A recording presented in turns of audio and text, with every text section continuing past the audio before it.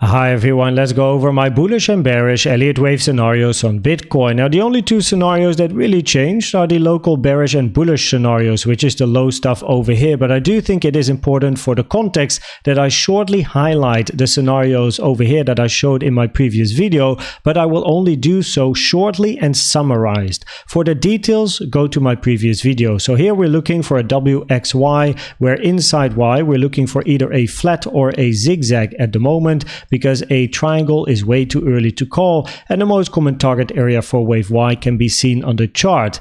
If we then start with a potential zigzag to the downside, then this is what we're looking for, expanding diagonal in wave A, which is rare, not common to see expanding diagonals, right? So it does lower the probabilities a bit, but this is then the low of your wave A, looking for a wave B to the upside, preferably one that takes a little bit more time, where we are already in the common target area for a wave B. It doesn't have to hit the golden pocket, but we do have some interesting resistance above price besides the golden pocket, also the blue box here between 43.4 and 43.7k, where then we are looking for a wave C to the downside in an impulsive structure.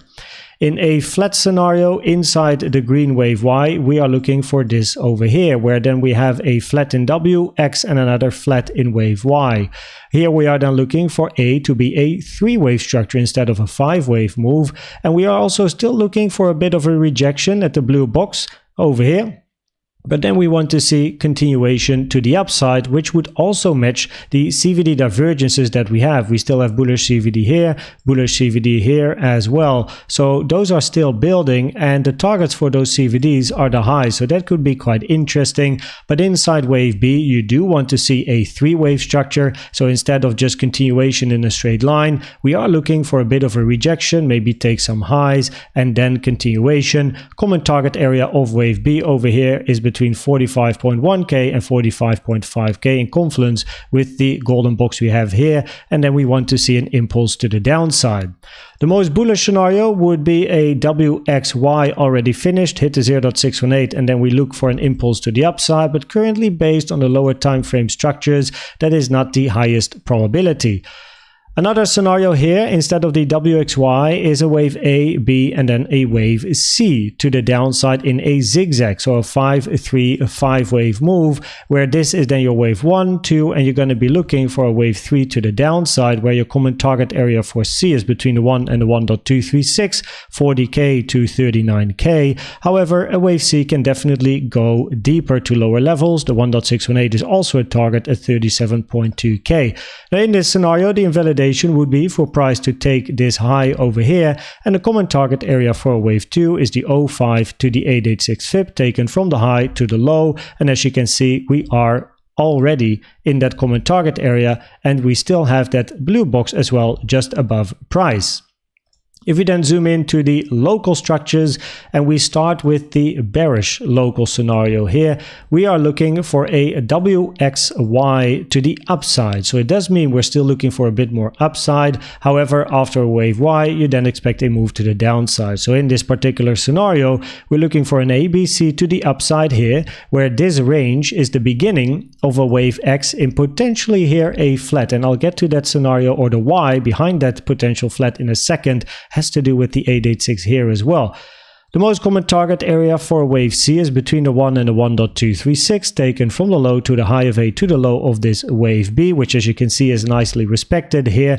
And this wave B retraced to the 0.382 Fibonacci, taken from the low to the high of A, which is a common target for a wave B, rare target, or less common I should say, for a wave 2. And also this wick here did not hit the 0.5 Fibonacci, so generally the probabilities here are a little bit higher for a potential wave B, but the 382 is also still a target for a wave 2, which is the scenario coming up. That's the bullish scenario. Now in this particular scenario, we would then be looking for a potential 3-wave structure to the downside, where the common target area for a wave X is between over here, from the fibs at least, from the low to the high, between the 0.7 and the 382 for a double zigzag structure in particular, where we have a zigzag in W, we want to see an X, and then we're looking for a zigzag Y to the upside, where then we have a sharp WXY to higher prices, which can then be part of either the flat structure over here, right, where we are then looking for WXY over here for higher prices,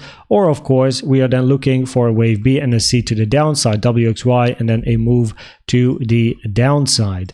Now locally, you see I have the 886 on the chart pulled from the high to the low over here, and the 886, the moment that one is hit, probabilities increase. Any move to the downside is a wave C or a wave Y, which therefore increases probabilities for price to come back up later to take the double top that we have over here.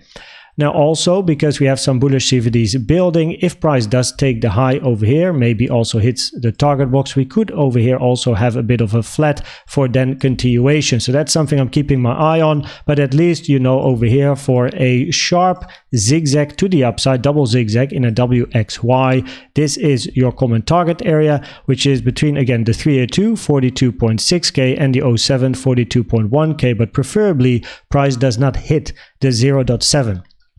Now, if we then go to the bullish scenario, we're looking for an impulse to the upside in a 1, 2, 3, 4, and then eventually a wave of 5.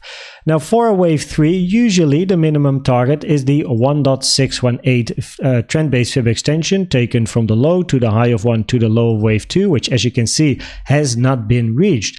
But a minimum requirement for a wave 3 is price being longer than the 1-to-1 of wave 1 or wave 5. Wave 3 is not allowed to be the shortest wave between 1, 3, and 5, but it isn't the shortest wave because it is already longer than wave 1, which is a minimum requirement. What is not too great is that the high over here has the most amount of volume of this move towards the upside. So even for a wave 3, internally, a wave 3 tends to have a 5-wave move, 1, 2, 3, 4, 5, where wave 5 ends on lower volume compared to wave 3. However, in an extended 5th wave, which might be the case over here, and then a 1, 2, 3, 4, 5, you could end a 5-wave structure on high volume. So therefore, it's not invalidated. It's definitely still a scenario to keep in mind, where the wave 4 target area is the 302 to the 05 taken from the low to the high of 3, which, as you can see at the moment, is nicely respected, and the invalidation is the high of this wave 1, because for a normal impulse you don't want to have overlap between 4 and 1. The moment price would dip down first before taking the high and gets overlap with wave 1, we have to think about potential diagonals. But at the moment, that is not the case, and we are here looking for another wave 5 to the upside to reach the target box again over here that we have, as well as the golden pocket, right, which is here as well. If we look at the CVD divergences, we had some bullish CVD divergences here, already played out, price took the high, but also with this move to the downside, we still got bigger bullish CVD divergences as well. As you can see, higher low here on price, but a lower low here on the yellow CVD, bullish CVD divergence, where the target would be this high, and that is in nice confluence with the 886 touch that we have over here as well. So any retracement locally, even if price would move down, still has a higher probability of take the double top, and then it's quite likely to reach that target box as well, which then leads us to the probabilities of the different scenarios. We're on the low time frame, those bigger scenarios of those of the whole range. We are looking for still price to move to the downside eventually, looking for the WXY, at least that has the highest probability at the moment, followed by the zigzag in an ABC, and then we have potential bullish continuation, where you're not looking for a move down, but you look for continuation, right? We always have to think about that. So if price does take the high, we are potentially looking for a flat, but of course we also have to keep in mind potential continuation. So we have to observe the reaction, as we always do on this channel, because we don't catch knives, YOLO or FOMO. And more locally, we are looking for price to take the highs, which is these highs over here because of the 886 touch, and also the bullish CVD divergences are still building. And then we keep an eye on what happens over here at the target box.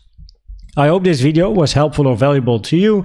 Please check out the most recent educational video I've made about the best trading indicator you can use in my opinion, which is the CVD. And for now, thanks for watching and subscribing, and I'd like to see you at the next one. Bye bye.